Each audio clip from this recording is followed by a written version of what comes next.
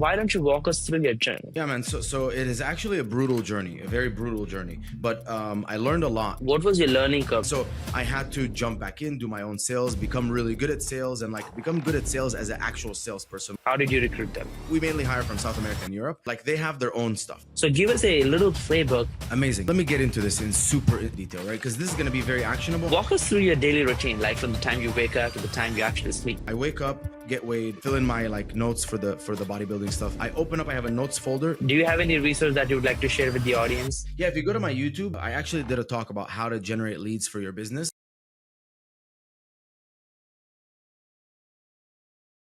What's going on? What's going on? Everybody's actually jumping on this podcast right now. First of all, guys, welcome back to another episode of the Nikhil Sai Show, which is hosted by me, the Nikhil Sai. And guess what's going on today? I'm back with another amazing guest. This time, it's going to be a very interesting journey. I'm bringing someone who is absolutely beast when it comes to acquiring great talent, running and scaling operations, and scaling e-commerce businesses and whatnot. Every agency's worst nightmare is spending money on ads and not getting a return.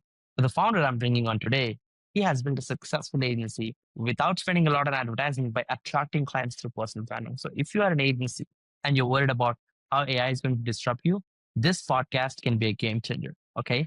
And we are talking about somebody who went from a chemical engineer to building multi-7-figure Amazon seller. Okay. And let's not waste any time. And actually, let's welcome Mina Elias. Hey, Mina. Hey, how's it going, Nick? Thank you so much for having me on the podcast. Yeah, we are super stoked to have you on, and we would love to learn the secrets of building a successful marketing agency, build operation systems, and scale. Before we get into the meat, Mina, why don't you walk us through your journey? Because everybody sees you as like overnight success, like, yeah, Mina got lucky, right? But I would love to know, what's been the journey like? Give us some context about who you are. How did you end up becoming this person who built a successful business? Yeah, man. So it is actually a brutal journey, a very brutal journey. But I learned a lot. And so let me share. In 2018, I was 5 years into working corporate, right? So I had my bachelor's degree in chemical engineering. I had a second bachelor's in chemistry. I had a master's in industrial engineering. And I felt like I was a slave in the corporate world. I felt like no matter what I did, I wasn't kind of leveling up. I hated my life. Okay. And later on, I realized it was because I cared more about freedom than anything else. And so kind of actually, that's the first lesson is a lot of people, are chasing a number, like money, or they're chasing a thing, right? Or they have something unclear in their head. The biggest thing that made me who I am today. So there's a lot of people who make the same amount of money as me or better money than me, but I would say 99 of the people that I look at, I am living a better life. And the reason that happened was because when I started the journey, I sat down and I wrote exactly as if I was making a movie, right? And I said, this is what my life looks like, right? Not what I'm doing, not the job, not, maybe how I worked, right? But it's this is where I live. This is how it's warm. This is how I spend my days. This is how I start my mornings. This is how I train. I have a personal trainer. I have a chef. I do this, I go that, I travel here. And I painted this life. So instead of working to make 1 million and 2 and 3 and 5 and 10 and 20, which is okay, cool. I have a friend, right? A very close friend. Last year, he took 3 million net profit in dollars. And he's looking at me and he's like, dude, how do you do this? How do you do that? He's not really living a life because he's just been optimizing for money, right? Making money. But he hasn't really been optimizing for life. So that's the kind of the first thing is I wrote down. That's deep. What's the life that I want? And I started working towards that, which means, if you want a life that's X, Y, and Z, if you want a life where, you're impacting people, right? Or something like that, you need to work towards that. So don't go and build a business that is more, maybe money driven, maybe do something that is more value driven, that impacts people and makes you some money. Maybe you're going to make a little bit less money, but at the end of the day, you're looking at the whole life and you're optimizing for that. So anyways, I hated my life. So I drew up my dream life, and then I'm like, okay, I want to start a business. And I was an MMA fighter since 2013, 5 years into that. And I was on keto. So I needed electrolytes. Everything on the market had sugar in it. And I was like, well, let me just make one without sugar. So I made an electrolyte powder that didn't have any sugar.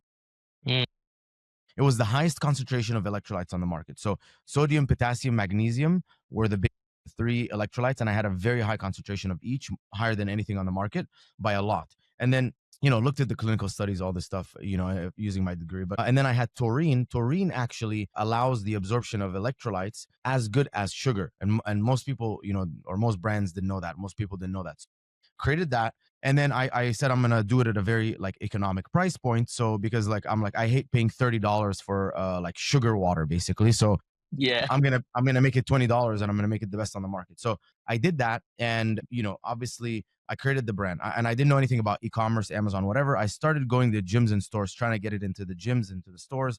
Was a complete failure, complete disaster. And it was until an event that I was at, and my friend was helping me out with that event. I was hosting that event. This was like 4 weeks after the idea, and September 14th, my dad gave me the idea to start the brand.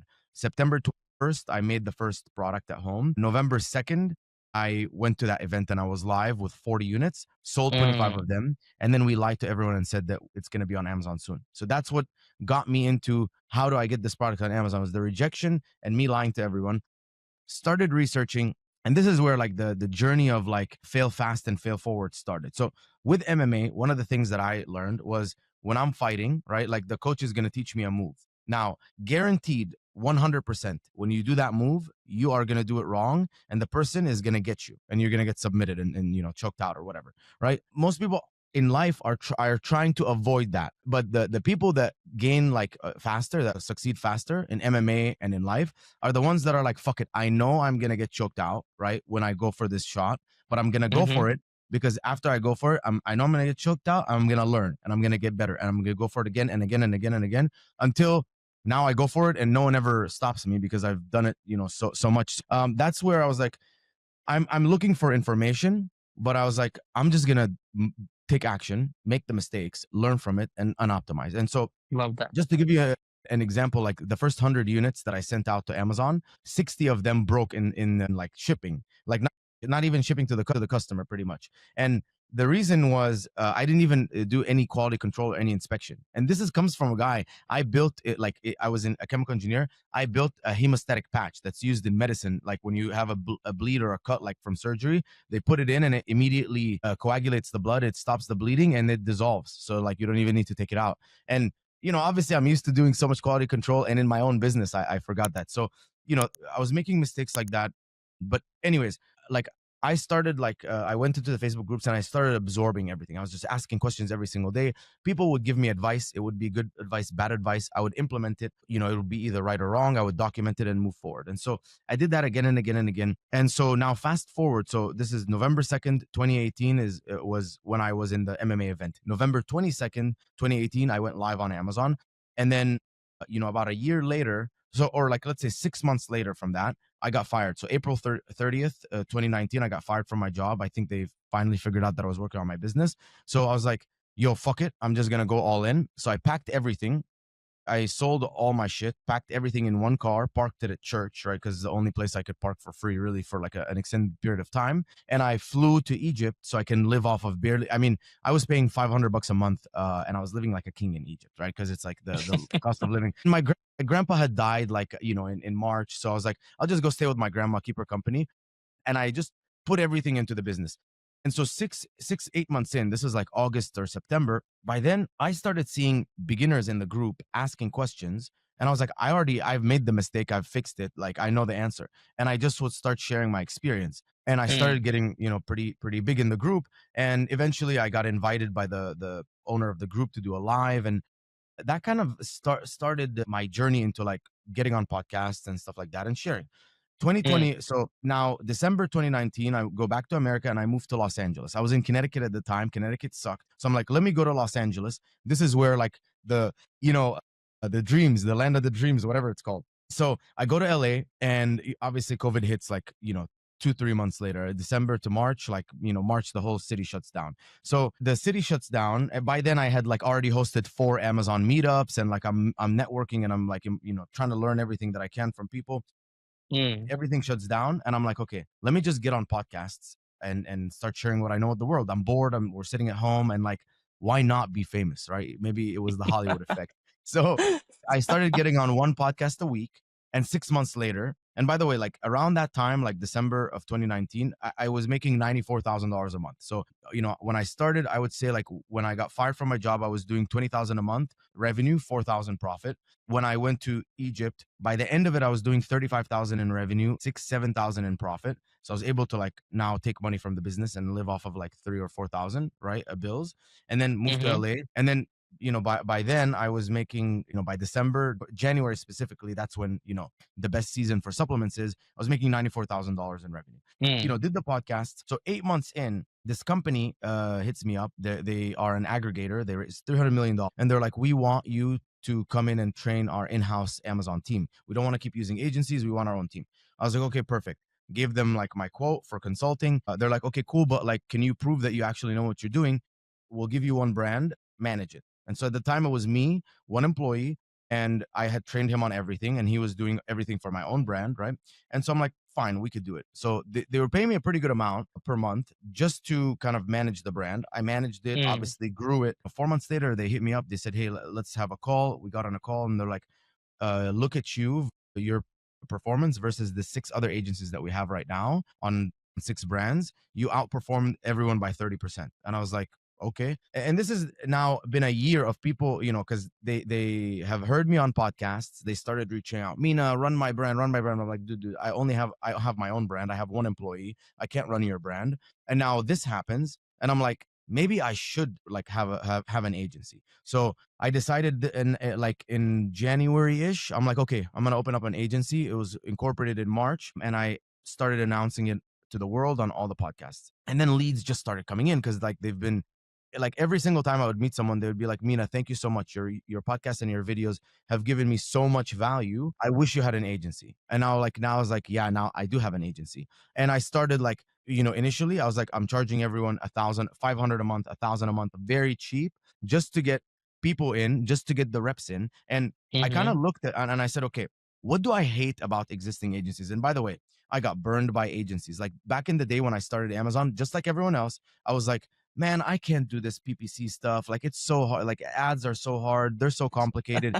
I got burned by a freelancer. I got burned by a consultant. I got burned by an agency. I got burned by software. So after, trying everything pretty much and like being burned, I'm like, this is the problem. I'm like the guy who doesn't know anything about cars that goes to the mechanic. I go to the mechanic. The mechanic says, oh yeah, your combustion modulator and your combubulator and all this stuff is broken. Like it's actually pretty bad. Like we have to fix it. It's gonna be $3,000. And I'm like, dude, I just went to get a tune-up, and now you're telling me I have to fix this stuff for 3,000. But because you don't know shit about cars, they could do that. So that was me, and I was like, I'm sick and tired of this. Like no one's coming to save me. I graduated top of my class as a chemical engineer. Like I'm gonna fucking learn this shit. So I just went super hard, learned it, and kind of that was what saved me. And I was like, I know Mm. what I hated about agencies. Like the bad communication, like weekly calls or sending you email updates, or the lack of transparency, or the lack of strategy, or the lack of being proactive. And so I was like, when I started my agency, I was like, okay, perfect. I know everything that I hate about agencies. I'm gonna fix it. So I'm gonna have number one. I'm gonna get everyone on Slack. By the way, in 2021, most agencies were not on Slack. They were on email. So initially, I Yep. got everyone on WhatsApp, and I was chatting with them. Me and my team were updating them daily and sending screenshots. Now it's like Slack. Every day every single day we're communicating. And then I'm like, okay, I gotta send people screenshots. They don't need to go look for the data. I need to just always present them the data. Then I'm like, how can I put the data so it tells the story very easily? I started doing that. Then I'm like, okay, these people, they want a strategy. Like they're like, what are we gonna do? So I'm like, let me sit down and let me draw a roadmap and like a full flow chart of like, okay, this is what we're gonna do, and if this happens, we'll do this. If it doesn't happen, we're gonna do that, and then go here and then go there. And so basically, I put myself in the shoes of my customer, and I was my own customer because I was a brand owner, and I created like my agency to be better than everyone else. Better communication, better analytics, better transparency, better strategy, and over time, grew it, scaled it. I started in 2021 with one employee. Now we have like 95 employees, I want to say, and just in the agency. And then I have like 9 other businesses. But just in the agency, about 95 employees. I had to master recruiting. I had to master operations and systems. I had to master, marketing. I had to master sales. Sales was another one where like, I remember 2021 to like mid 2022, I did every single sales call. The agency grew, and then I was like, Well, now I feel like I'm chained because if I, our overhead is growing, I have to pay employees. Obviously we have a certain amount of churn, which, I needed to fix as well. And so it's like if I don't, close all the time, like I can go on vacation. So I hired a closer, but I didn't understand sales. I understood how to sell myself because I get on a call and I give you all this value and I tell you I have a plan and our team is amazing and you believe me and it works, and so you become clients and we start getting you value. Now this other person who's not the Mina, the expert, the well-known, everyone knows about them type of person is trying to sell the company. And so I didn't have any good Mm, sales processes and the whole thing collapsed. And so I had to jump back in, do my own sales, become really good at sales and like become good at sales as an actual salesperson. Like a lead comes in, we qualify the lead, we ask them some questions, we get them immediately booked on a call while we work on an audit. Whatever, we present them the audit, we show the opportunities, we get them on another call, we get them an agreement and so on, and like we keep doing the next call until they close. Just all these, like I had to basically like learn all this stuff. And same thing with finances. Like I was growing revenue and I'm like, what's going on with my bank? Like why is it not growing as fast as I think it should be growing? Turns out like, my profit and loss statements were all wrong and I wasn't doing mm, it correctly. There's all these software here, software there, this thing here, this spend there. And so had to become really good at finances. So that's essentially the story, like now we're 95 employees. We manage over 200 brands on Amazon. And I've finally started now to get a really good hold of like, okay, I know how to scale. I know what I need to do. I know how to get clients. I know how to, keep improving the service. I know how to hire like really top level talent, tell them exactly what to do, set them with good KPIs, have a commission structure to incentivize them to row the boat in the same direction of the business. And, here we are. wow. I mean, so many learnings. Where do I start, Mina? This is exceptional. I think my biggest takeaway is being that agency owner who actually admits that you have to learn the skills of making your clients successful and be in the trenches to get that skill. Because, like you said, otherwise you will hire people and they pretend to be working and your projects fail. Then you wonder that you're why you're an unsuccessful agency owner. But if you know what needs to be done, that won't happen. Like you could really be in the trenches. And I could see the death trap of agencies, like you mentioned, when they outsource sales, they couldn't scale, the sales drop, and they have to figure out fulfillment and whatnot. 95 people in an agency is no joke, and managing 200 clients at a time, insane. I would love to know what was your learning curve? Like this one guy, you selling consulting, to actually recruiting and building a powerful team of 95 people to actually run the business for you. So you have your time back and you're now able to run your operations smoothly. How did Yeah. you So recruit them? yeah, I would say, I mean, do you want me to talk about my recruiting funnel or you want me to talk about Yes. how okay. So initially when I was doing recruiting, it was haphazard. Like, hey, does anyone know anyone? Go on, the job boards, post a job, whatever. Now we run recruiting exactly like a sales funnel. So we have all the main job boards of every single country. So LinkedIn is the biggest, Indeed is also pretty big. And then Mm, the different areas that we hire from, whether it's like South America or Europe, we mainly hire from South America and Europe. Um, like they have their own stuff. So we start with a very simple a job description. Now I have multiple versions of a job description. The actual description itself is pretty much the same. The titles change a little bit, right? Because think about it like ads. You can see a headline ad and it says lose 20 pounds in 30 days. And you can see another headline ad that says, get in better shape, right? And you might be like, well, I get in better shape, but I actually want to do that. With jobs, it's the same. When I put Amazon PPC manager or Amazon PPC specialist or Amazon PPC account manager or Amazon advertising manager, they all attract mm, different people. And I don't know why, but it is what it is. So what I started doing is for every single role, we're doing multiple titles, all same description, and embedded in that job description is a link, and it says to apply for this role, you have to click on this link and apply. Now, all of them lead into the same funnel. So you click on the link, it's a ClickUp form, you fill it out, and you go to ClickUp, and I have basically like a board. Think of it like a pipeline, a Kanban board. And there's the stages, new candidate. And then the thing that really made a massive difference in my hiring is we use something called the culture index. The culture index is a 91% accurate predictive personality survey. So basically, I'll give it to you, Nick. You'll fill it out. It keeps asking you to describe yourself, and you just keep clicking on words, and it describes you. And then from there, you say, Mina, I'm done. I go look at it and I can tell you how driven and motivated and push and go and aggressive that you are, or passive, non confrontational, more relaxed. If you're extroverted and you can talk all the time or whatever, or you're introverted and you like to receive things in writing, you don't like to talk a lot. Are you impatient, like to move fast like me, or patient, methodical, step by step, like slow? Are you detailed and like you will take things to follow through, or do you lack detail? Are you very casual? So anyways, you'll fill it out and I will describe you. And I mean, we haven't worked together, and you'll be like, wow, this is 90% accurate. And that's exactly what it allowed us to do. So now when I get an applicant, let's say for an accounting role, and they're low detail, I know that when I put them in this role, they're not going to be good at details. They're going to miss numbers. They're going to make mistakes. And it's been super spot on. So I looked at my org chart. I had everyone take it. Wow. And then I'm like, oh my God, our finance manager, low drive, low detail. I'm like, and she's making all these mistakes all the time. She went out. We got a new one in. I looked at my team. My team was split in half, the account managers. Half were high drive, half were low drive. So every single person that was low drive, all they did was complain, and they were never proactive. They showed up to work, they opened up the accounts, they made some changes, and they didn't care. The other ones were all super competitive. They're always like, I found this new strategy, we're doing this, we're trying this, and all the clients loved them. And so I was like, wow, very clear pattern. We fired all the ones with low drive, replaced them with all people with high drive, high detail, impatient, move fast. Dude, Mm. our churn rate, like, it went from like 11, 12% down to 3%. You know what I mean? Not exaggerate. Like, Jeez, these are real numbers. Yeah. that's Our crazy. churn right now sits between 3 to 5%. It's very, very low. So anyways, all these people, they apply. It's a form. They fill out the ClickUp form. It automatically directs them to the culture index. They fill out the culture index, and then they will say, okay, thank you. We'll reach out to you. All goes into this pipeline. The pipeline stages are new candidate, and then it's like, resume, like culture index review, and then it's CV or resume review, whatever. So did they pass the culture index? Do they have a good resume? Cool. Initial HR interview, that's with our recruiter. They sit down, ask them some basic questions. What's your experience? What do you do here? What do you do there? How much money do you want? When can you start? All the basic stuff to qualify and see, is this a good candidate?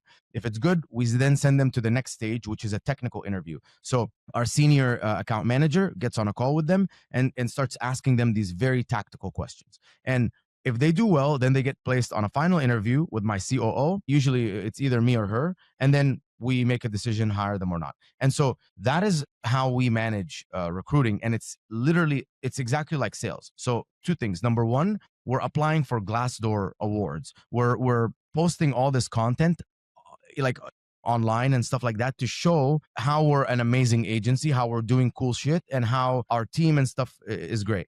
On our careers page, we have pictures of our employees, videos of our employees, things like that, right? Again, it's marketing. I want to convince people that this is an amazing place to work at. Kind of convince. For example, I would never have to, if you loved basketball and you're an amazing basketball player, I would never have to convince you to play for the Lakers, right? That Like, is true. you're not Yeah, going I would you're not already have going the to the tribe. careers page of the Lakers and you're saying, "Oh my god, like, they offer benefits." It's like, dude, no. You want to play for the Lakers cuz they're winners. And so we started showing, like, yo, we're winners. Like, we're winning. We're dominating, and then, like, that attracted people. They want to be part of a winning team. So we started doing that to market to employees. We started doing pretty much sales. So all the job boards, especially LinkedIn, we put up the job description and we start running paid ads to it. So, remember, multiple titles, multiple job descriptions, $10 a day. And whatever's bringing the best quality of candidates, we scale those ads. And the other ones, we, kind of scale them back down. And that's essentially how I've been able. Not only did I get so good at this process, I actually opened the second business for recruiting. We don't recruit all roles. We recruit one role only. It's called a life manager role. It's basically an executive assistant, personal assistant, and travel assistant, kind of all in one. Most business owners on my level don't have like a proper executive assistant. They're like, what's the difference between her and a VA? I'm like, bro, my life manager comes over every day. She runs through the whole house, makes sure everything is stocked, makes sure bills are paid, makes sure, if the weekend is coming, like, there's drinks in the fridge for the guests, there's, waters, there's this, all these little things. Not only that, I'm about to travel, she comes, hey, these are the days that you're traveling, this is what you're going to do, here's all the outfits that you need, I laid them out for you, if you want to change anything, let me know, let me pack your bags. Dude, you're cruising, you're like living like a celebrity. And then on top of that, they're managing your calendar, they're managing your email. Most people don't have this role. So I literally had to create a company dedicated to placing that role, because I'm like, guys, you're my friends. We're supposed to be traveling, doing all this cool shit. You're fucking too busy because you're booking your own chiropractor, massage, physical therapy, finding a new gym. Like, some people, like, literally, you're sitting there, dude, I want a new gym. I do this. I say, I want a new gym. And in 5 minutes, I get 20 different options in a spreadsheet with Yelp reviews and Reddit like reviews and all this stuff, and I can immediately make a decision. So anyways, that's kind of my recruiting process. I know I went a little bit on a Crazy, tangent. crazy. No, that was really, really helpful actually. If somebody is an agency owner, Mina, this would be like a golden playbook to build a successful agency, because if you understand the fundamental truth of an agency, it's nothing but people doing stuff. And Yes. most agencies fail because there's no people and there's no stuff done. And you have absolutely given a playbook about how to recruit the best talent. And thank you so much for getting so much in detail. Now, hiring great candidates, right, is one part of the equation. Then the next part of the equation is the team is only as good as the worst person on the team, right? Like if you put the bar low, like everybody underperforms, right? And I see so many agencies who go on this hiring drive struggle with operations, accountability, and execution, right? And you, I'm assuming, have built a very strong operation system. So, and you are a very strong operator yourself who actually prioritizes freedom for yourself while holding your team accountable to get stuff on time. And 95 people, doing jobs is no joke. So give us a little playbook on operations and how you have done it successfully, and how can somebody as an agency copy paste what you're doing. Amazing. So let me get into this super in detail, right? Because this is going to be very actionable, and I think this is going to add an insane amount of value to people. First of all, there's two sides of the equation here. Number one is goals, goal setting, goal tracking. And number two is actually systems and processes, right? So you start with the goal setting. I want you guys to do a very simple example. You have your company org chart. If you don't have an org chart, immediately go get an org chart. Okay. And don't put in anyone fake in the, like, I know some people will say, if you're doing sales, put yourself there. It's like, no, no, no, no, no. Just draw like the different divisions, so you're the company at the top, and then the different divisions, and everyone who's in each division. And if there's someone who's shared in between divisions, that's fine. You could just put them in the middle between the two divisions. Now, at the top level, put the 1, 2, 3 maximum goals for your company. So, your company, let's say, Nick, you want 300,000 net profit per month, and you want 5% churn. That tells you you're making money, and that tells you that your clients are happy. Perfect. So let's break that down into each division, which will roll up into that. So when it comes to marketing, let's say you want 100 qualified leads per month, right? And they need to be doing $1 million or more in revenue. Perfect. You know what I mean? And if you're like, maybe if you're afraid of like being too dependent, let's say on Facebook ads, so maybe you have to say minimum, instead of doing 100 leads, so do like, whatever, 100 leads a month, minimum 2 sources. So if one source goes down, your company doesn't go down. Cool. Right? Now, number 2, you're like, let's move into sales. Sales, I want 100 booked calls per month. I want 25% close rate, and I want average order value $4,000. That's it. Or maybe you can add show rate too if you want. Next, you go into fulfillment. You're like, okay, each account manager, I need them to be managing, let's say, 20K a month in MRR, and I need churn to be less than 5%, and I want them to get this result average for their clients. So, Nick, what's your business? What do they do with clients? We are a full service marketing agency. Okay, like Facebook, Google, whatever, and for e-commerce brands? Funnels. No, like we actually work with info, service-based businesses. Let's say in the info. B2B space. Okay, let's say info. So for info, you can say each, account manager needs to be managing, let's say 100K a month. Or no, when it comes to retainers, it's probably less. Let's say like 25K a month in info, in like revenue paid to you from info clients, 5% churn or less, and 50% year over year growth. Or like you can break it down to like 4% month over month growth, right? So if they were getting like K a month in this info course for this one client, next month they're getting 104K. You know what I mean? So you're tracking that they're growing the clients, they're retaining the clients, and they're managing enough clients. Perfect.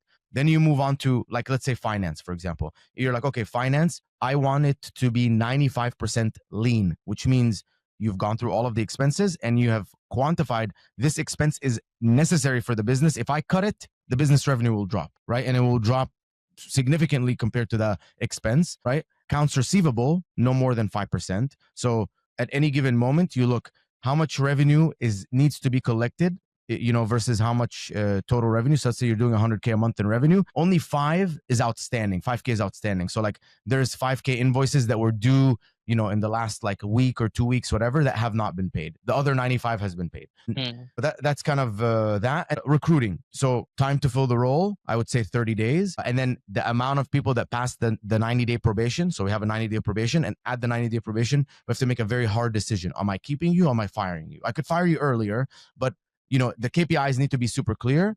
And so in that case, you're like, okay, the KPI here is 90% of candidates, people that we hire, pass the 90-day probation. Perfect. So now every single division has very clear goals that will lead up into that 300,000 and 5%. Okay. Now, and then from there, you start going down. Okay, what does this manager need to achieve? What does the person under them need to achieve? And this is how you start to set KPIs for each role. So at the end of the day, every single role in your org chart should have very clear KPIs. So my account managers, I explained to you what the KPIs are. My finance person, the accountant, for example, this is her KPIs. My marketing team, like the SEO writer, maybe the SEO's writer's KPI is to do this many articles per month, and it needs to get this many keyword rankings and whatever, because that's going to lead up into the number of leads that I'm looking for. Perfect. So now I have KPIs. This is the biggest thing, because when you put a KPI in front of an employee, you're like, this is your goal. You need to hit that goal. And if it's the right people, the driven people, it's very clear. It's very black and white what they need to do. The next step from there is like, okay, cool. Let's start doing process maps for every single person, for every single division. So let's do something easy, sales. So with sales, you're like, okay, a lead comes in. Where do they come in? Well, they fill out a form on the website, or let's say it's Facebook ads. They fill out a direct form. So the lead comes in from here or here. Where do they show up? They show up here. Okay, like they show up, let's say in HubSpot. So they start here in HubSpot. The next step is we need to qualify that lead. Get them on the setters on the setters list.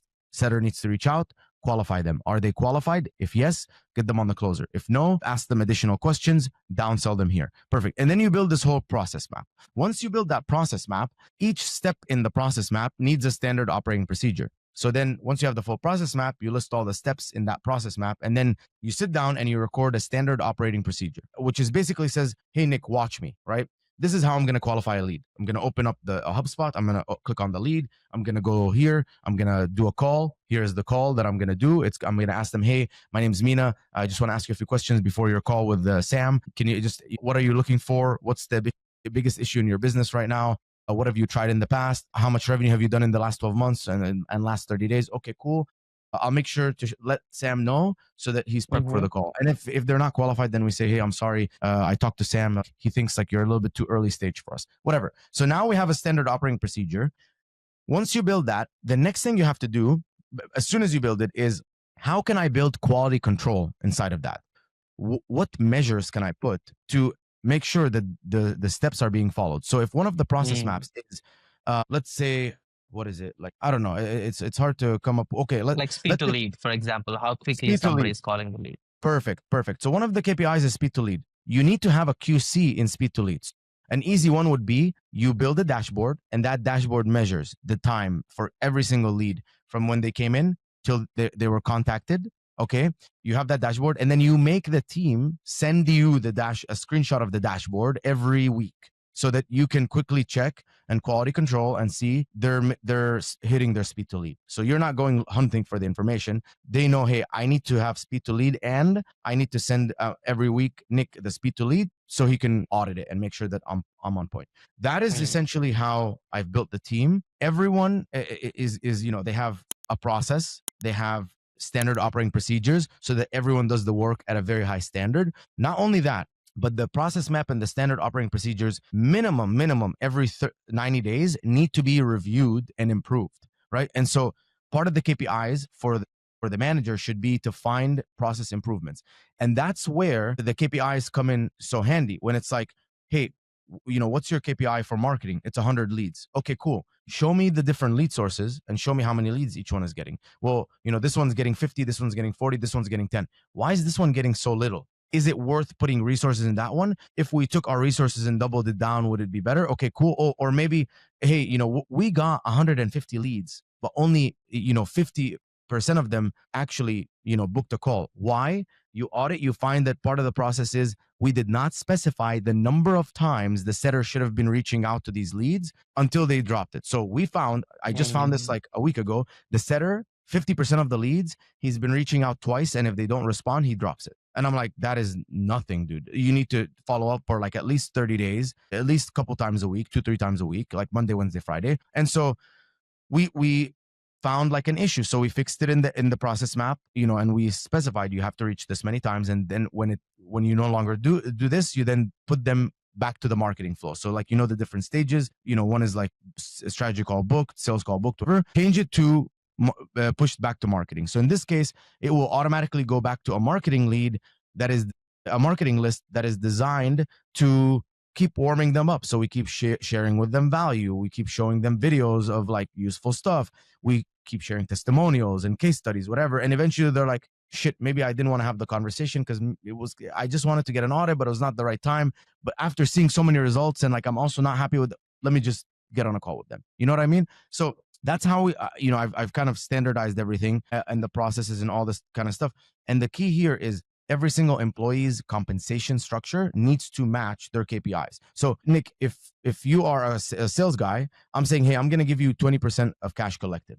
You're going to go collect more cash, right? If I said, hey man, you're going to get a 8K a month salary plus a small bonus, whatever bonus, annual Christmas bonus, why would you close more? Right? So most of our employees are on like this, like when you talk to like, let's say the finance team, my finance manager, my controller, I'm like, if you have this, like your minimum acceptable leanness is 80%. If you drop under 80%, I'm writing you up.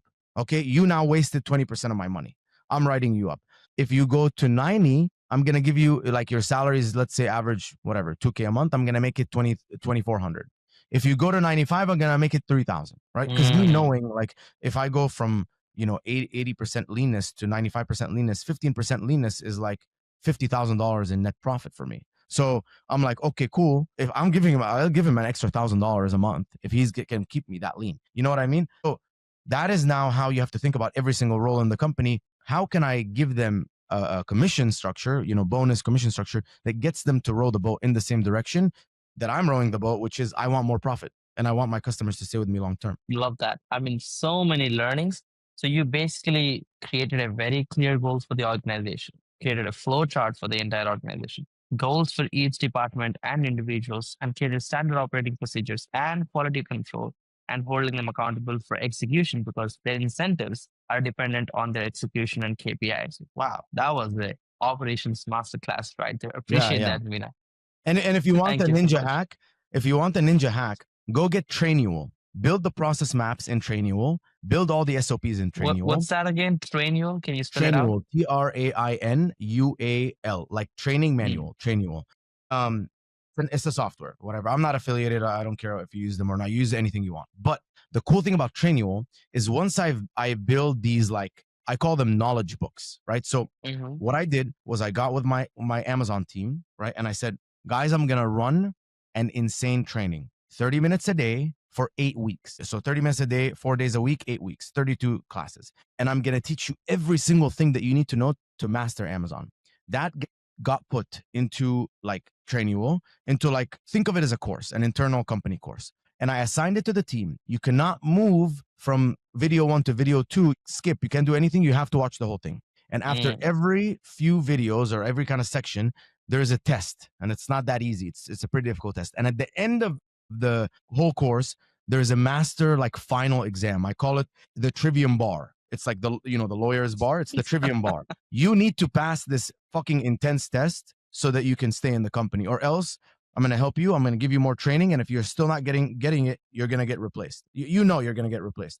And I made them do it every 90 days. So every 90 days, they have to go through the training. And obviously, if you think about it, like Rufus just came up on Amazon. Osmo came up on Amazon. Streaming TV ads came up on Amazon. So every single time something comes up, I'm mastering it, talking to experts, whatever, bringing experts and making a training. So now, like 1 year from now, it's not like my company, the people in the company 1 year ago, they were amazing. They knew all the stuff. 1 year later, 20 new things came out on Amazon. They don't know anything about it because I'm the one going to the conferences, talking to the other agency owners and experts and the brands that are doing, 50, 100 million on Amazon. I'm the one doing that. Mm. They're not. So how do I make sure that that knowledge passes and they stay sharp? Trainual. I love that. I mean, I see so many agency owners, even though when they hire great talent, they don't do the knowledge transfer right. And that's one of the reasons that the teammates fail because they don't know what the founder knows, but the founder, because he knew it, he believes that Yeah. the agency team knew it, but it's great how you have created process in holding people accountable to continue their learning journey. Now let's talk about the big blood part, the biggest question most agencies have, which is attracting clients. I mean, you're not the traditional agency who does a lot of paid ads or crazy amount of outbound. You're doing the opposite. You're doing inbound lead generation by building personal brand. You kind of talked about a bit by saying how you were bored and you started doing podcasts and whatnot. But if you have to look at the power, meaning like what's the 20% effort you're putting in to get you the 80% of the leads in your business, and you have to give a personal brand masterclass, what would that be like? Yeah, great question. So the short answer, right, which everyone's looking for, is YouTube and LinkedIn have been my biggest lead generators, right? Now, the Mm, long answer is let me get into the whole marketing, how my marketing works. First of all, it's content based marketing. It's all content marketing. So I am identifying what does my ICP want to know about? What are their questions? What are their pain points? Where are they consuming content? And I'm creating a bunch of content to answer all of this stuff. Let's say like they want to know how to optimize their ads. They want to know how to optimize their listings. They want to know how to do SEO. They want to know how to increase lifetime value on Amazon. They want to know how to capture their Amazon customer data. Blah blah. 100 different things. I am creating a lot of content around all of these things to basically, kind of like not educate, like I'm educating people. I'm giving them a ton of value and I'm telling them what they need to do. So I'm saying what they need to do, when they need to do it, and a little bit of how they need to do it, right? I'm not fully withholding. I'm just saying I'm giving them like, I just gave you guys a bunch of stuff on how to do it, but the full proper like detailed execution, that's what we sell. So it's like, cool, Nick, I just gave you, how to hire a life manager, right? You're going to open up the ads, do all this stuff. Or you could just pay me money and I'll do it for you. And now because you know what needs to be done and you're having a conversation with yourself and saying, am I actually going to do this? Or maybe you do a little bit and you see a little bit of success and you're like, dude, this guy Mina knows what the fuck he's talking about. Let me go hire his team. So that's how I kind of structure my content. Now, I look at content in two ways. Number one, I need to be in front of people that don't know me. So fresh audience with a good call to action and get them into my network of like content on all the channels. And then they'll eventually, after seeing me and getting enough value from me, they'll come to me. So where can I hit people that don't know me? YouTube. If I do SEO properly on YouTube and I put the right videos, some videos I get 90% of the people who watch the video, the views, they're not subscribers. Okay. LinkedIn, if you've ever seen a post that's like comment, strategy, and I'll give you my exact marketing strategy, after they put a bunch of value in the post. And it's like, strategy, like five. I mean, I just did one recently. I got 850 comments on it. jeez. I swear, fully organic. I didn't do anything. I mean, I didn't even know. I logged in and I looked. I did. I mean, I'm always getting like notifications, so I'm not even paying that much attention. My team manages Mm, it, but I looked and it was like, dude, this post is going crazy. Like 800, 900 comments. I can't even remember. Anyways, so LinkedIn is another one. Another one could be if you paid ads. So if you have a list of brands that or list of agencies or a list of course creators. Another one is podcasts. So if I know like these 10 podcasts are talking to my ICP. Like, for example, I did one on the D2C pod. The D2C pod was one of the best podcasts I did because they had my exact ICP. I got on there, I gave a ton of value, and it got exposed to a bunch of people that didn't know who I was. And then they're like, who's this mm. guy, Mina? They found me on YouTube. They started watching my content. They saw other podcasts of me. They're like, yo, we should hire this guy. So that's kind of the way that I approach strategy is go and pick where you want to go. Now, I'm a video guy. So doing this is very comfortable for me. Doing YouTube is very comfortable for me. My own podcast is very comfortable for me. So all I want to do is sit in front of a camera and explain all the things that I already know. And then I'm going to have my team take that. And if it needs to turn into, SEO blog content, we could do that. If it needs to turn into LinkedIn posts, we could do that. If it needs to get turned into Instagram posts, we could do that, right? Because they're syndicating, or they're not syndicating, but they're taking my one form of my content with a lot of thought leadership and turning it into all the different forms. And so mm, we're always measuring, number one, from the like fresh audience, like people that don't know me, how much impressions are we getting on all of our content. So let's mm, measure YouTube. YouTube and the people who don't know me. Let's measure YouTube.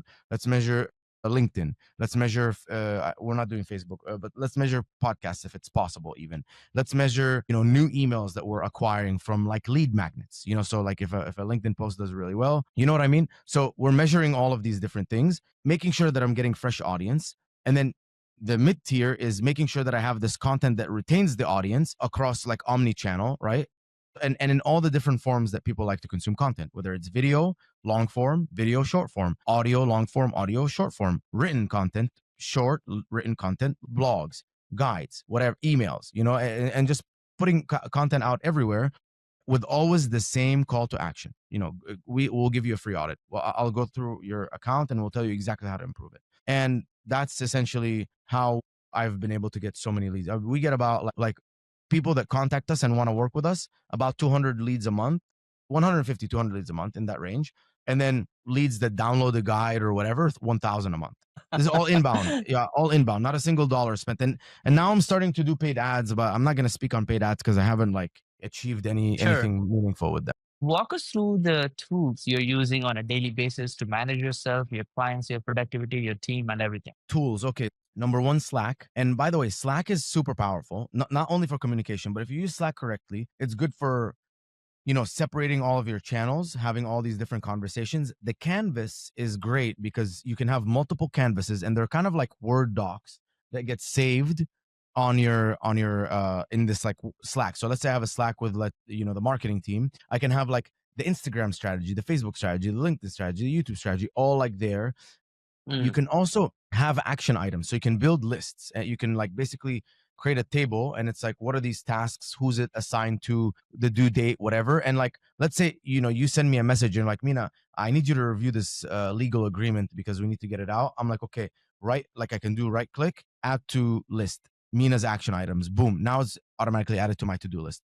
I used ClickUp mm, a lot. ClickUp is kind of where we manage our recruiting pipelines, and then every single employee does a login and a log out where they put for their day what tasks they expect to complete, and at the end of the day what they completed. So kind of it should start with, let's say, 8 things you're going to do for the day, and like maybe you finish 6, 7, or all 8. And if you finish only 6, there's 2 left, and they roll over to the next day and you add like 5 more things, for example. Now mm, there's an AI tool that's called Cassidy that I love. What Cassidy does is, I've taken every single video that I've put knowledge in, all my SOPs, all my trainings, all of my YouTube videos, podcasts, and I've created a knowledge base. Now, what Cassidy does is it uses one of the AI models in a very closed loop. So it tells the AI, you can't go and get answers from someone outside. It has to be from this data that we feed you in the knowledge base. And I've mm, connected it to Slack, and I created something called Mina AI. And so now my team is like, hey, I have a shipment that's stuck with Amazon. It's been 2 weeks, 4 weeks. They haven't, started checking it yet. What should I do? And then I probably talked about that in an SOP or in a training or something. And I said, if that's the case and you're stuck, you should open up a case with Amazon. You could be, able to get, all of your money back, but also start working on a backup plan to do X, Y, and Z. And so mm, now the team is asking these people questions back and forth, or not the people, the AI. My team is asking the AI questions back and forth. And every time I do any sort of piece of content, the operations team knows, take it, take this, make a transcript, put it into the knowledge base. And it's just getting smarter and smarter and smarter. And I've been like stress testing it too with like difficult questions, and it holds up pretty well. That's one. cool. Serif.ai is another one. Serif.ai.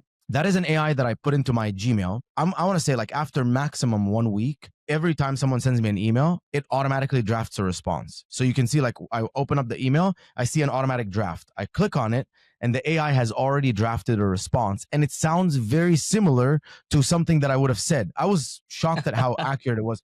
Today, I was like, hey, I messaged my CPA and I was asking him, like, to look at some structure and stuff like that. And I'm like, did he answer? And then I went in to go write an email. There was automatically a draft in there saying, hey, Eddie, like, you haven't gotten back to me. And I was like, wow, this is like perfect. So I just click send. So it just saved me a bunch of time from like writing a whole thing. So those are kind Mm, of the main tools that I'm using right now. interesting. You also mentioned the knowledge base tool, right? Trainual, Trainual. Yeah. Okay, Trainual. So those are the And the specific culture tools you index, recommend. I guess, is not the culture index is that predictive survey. We could call it software if we want, but it costs like about 9,000 a year plus 2,000 one time per person to get trained. But it is, I mean, 9,000 a year is nothing compared to the amount of money that we have saved and made Hiring the more. wrong people. Yeah. Exactly, exactly. Yeah, one wrong hire can cost you like $70,000 a year, right? Like if you're hiring a Easily, zero, yeah, easily, easy, yeah, easily. yeah. Yeah. That's it's crazy. So love that. Walk us through your daily routine. Like, what do you do from the time you wake up to the time you actually sleep? Yeah, daily routine. Yeah, I mean, pretty simple, right? So I wake up.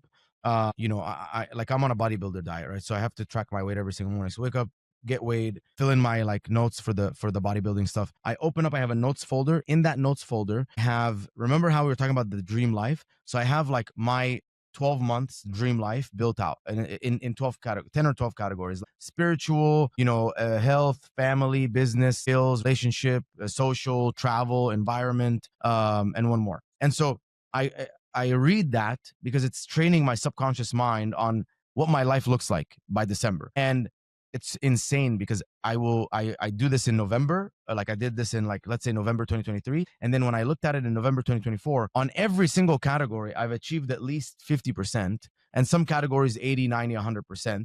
um Crazy.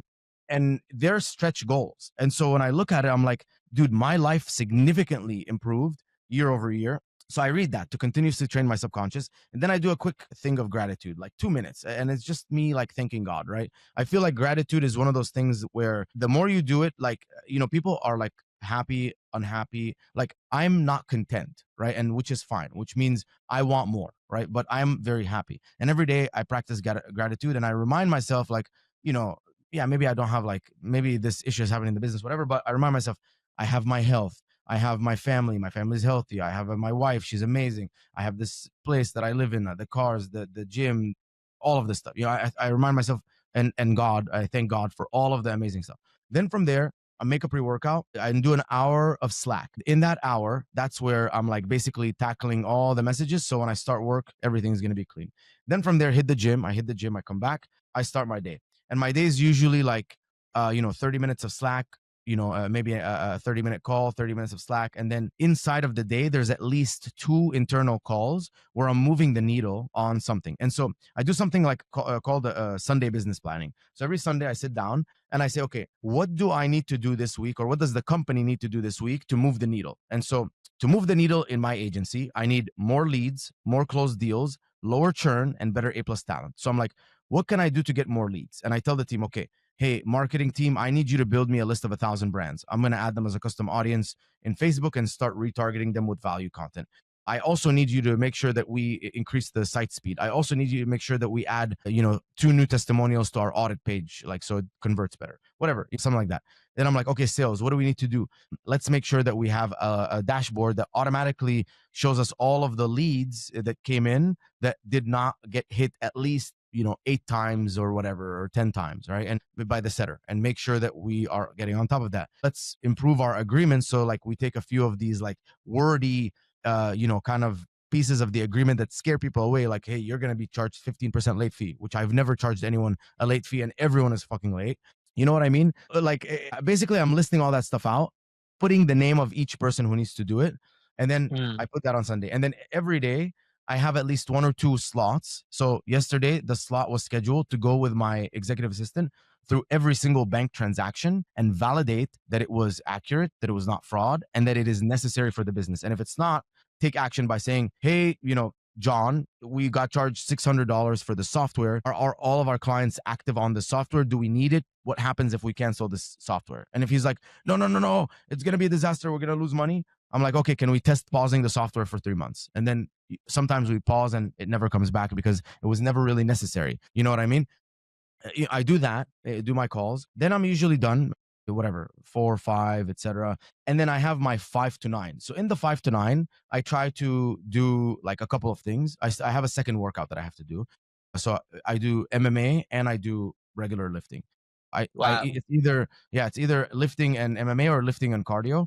And then in my 5 to 9, I have other businesses that's not my main business that I tried to move the needle a little bit on one of those businesses. And I go in order of like which one has the highest likelihood of making me more money. And I do a little bit of education. So I try to like find a way to squeeze in just even if it's 30 minutes of an audiobook, podcast, whatever. Then by then it's like, 8 p.m., 8:30 p.m. I put the TV on and I just, usually pass out on the couch. Yeah, but that's my daily routine. Love that. I mean, such an incredible dream life for most entrepreneurs, who want to get there. That's so incredible. And what are the nine other businesses you have? I'm thinking about that. That's back in my mind. Like, how can somebody be running such a big scale business with 90 employees and still have eight other businesses that are actually running? Is this the entrepreneur itch you have to just start new businesses, or like how does that go? Well, yeah, I did that back in 2019, 2020, and it was a very bad idea. And so I said I'm never partnering with anyone again, and I'm never building multiple businesses. I'm going to focus on one. And then in 2025, I said, you know what? Let me go hard. Let me try it. But again, I need to make sure that my 9 to 5 is dedicated to my main business and it's growing. And then 5 to 9, I'm doing some other shit and potentially partnering with people. Now that I have really good skills and recruiting, Mm, I have two softwares, the companies. One is basically we took our internal tools in the company that we're using for account management and we made it into a software. So it used to be macros, now it became a software. That software we're basically like selling to people, right? At a very low mm, subscription, which is also lead flow for us. Now, I built a second software which companies, Amazon brands will put into their account and it will monitor the health of all of their products. If anything gets suppressed, taken down, whatever, it automatically sends them a notification with an SOP on how to handle it. And if they can't, there's a quick button that says, hey, hire Trivium to fix the problem for you. And it reminds them of how much money they've lost by being down. Like if it's a product doing $1,000 a day in revenue, hey, it's been 6 days, you've lost $6,000 in revenue and potentially more if you don't get it back up and because you're losing mm, momentum, let us fix it for you only for $500, something like whatever, $1,000, mm, something like that. So those are the software. Then I have an Amazon course. So I partnered with another Amazon course to build the most comprehensive, the best, biggest Amazon course on the planet. And the reason is a lot of the leads that we get right now, a big part of them is unqualified. They want our help. I'm like, dude, first of all, some of them like they put the revenue range under 60,000 a year in revenue. So I'm like, there's nothing I can do to help you, at least nothing that you can afford. The only thing yeah. that I could do is give you the absolute best content on the planet and all the resources and all the stuff and a coaching and community and all this stuff. And so that's that one. Then I own two medical Mm, spas, two locations. And so second one just opened, third one is opening soon. And then I have the recruiting. So what is that? Trivium. And then there's the software course, med spa, and then there's the recruiting company for the HR for like the life managers, right? So we're doing the recruiting for life managers. Then I have two supplement brands, MMA Nutrition, another one that's a female one, and then Wonder Fat, which is the one that I just launched. It's a face and skin moisturizer. And then I have a financial like software where basically for like brands, so not sorry, for agencies right now, like you have to basically create a legal agreement, send it to the client, they sign it, then they pay. If you're going to use the payment method that's for in the agreement, first of all, sometimes it's hard to schedule different payment schedules. Like let's say they're going to start with package A today and package B like after 30 days. Sometimes it's hard to have like that, like you have to pay the whole agreement at once. Then they force you to use Stripe or QuickBooks, which their processing fees suck. So basically, we're creating the software to as soon as like you're in the CRM, someone's ready to go. You add the services, when the start date, what the end date, what the amounts. It creates the agreement, embeds information, payment information. Do you want to pay with credit card? Do you want to pay with ACH? And then from there, it's a one step. It automatically sends it back to the software where you manage all of the billing, so you can see all of the customers and all of the active subscriptions. And it nice. also for every transaction, it shows a separate transaction in the bank statement, which maps to the QuickBooks invoice. Mm, Now everything like versus like you see in your bank, hey, Stripe just deposited $15,285, and you have to figure out who's the who money, paid? which Yeah. client, yeah, and what fees did they take, and all It's this a stuff. nightmare. Once again, Mina, thank you so much for jumping on. This has been incredible to get you on. And thank you so much for sharing your agency playbook.